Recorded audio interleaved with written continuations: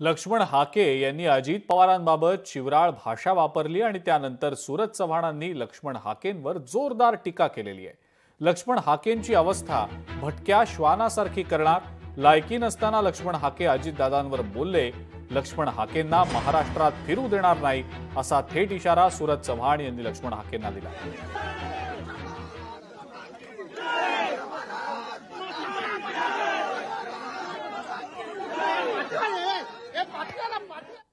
लक्ष्मण हाके जाणीवपूर्वक दोन समाजात तेढ निर्माण व्हावा यासाठी स्टंटबाजी केलेली आहे। लक्ष्मण हाकेसाठी खुलं आव्हान आहे।